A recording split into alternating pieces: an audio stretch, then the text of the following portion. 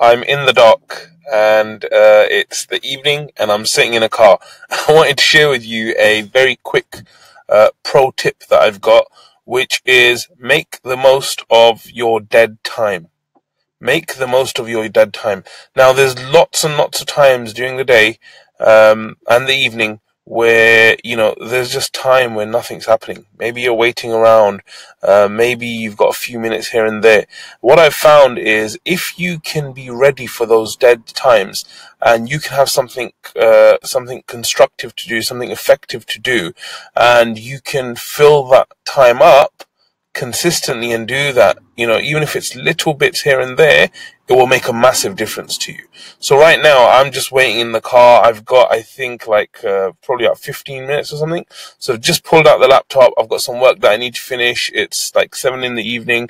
But this is a great task for me to do because it's just writing and I'm just sitting here. I'm thinking it's a great time for me to just do that. So the big tip for you guys is that prepare a list of things that you can do. So I have a notepad where I keep all my planning and stuff, and on that list I've got content that I can consume. So maybe there's videos I need to watch, maybe there's articles I need to read, maybe there's things that I need to write.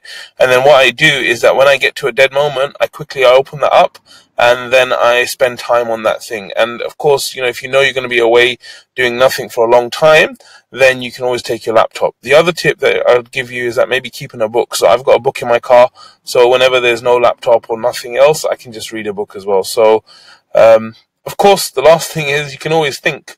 The most important thing is to think productively and think about topics that will actually move you forward. So that's some advice for you to become even more productive and inshallah make the best of your dead time.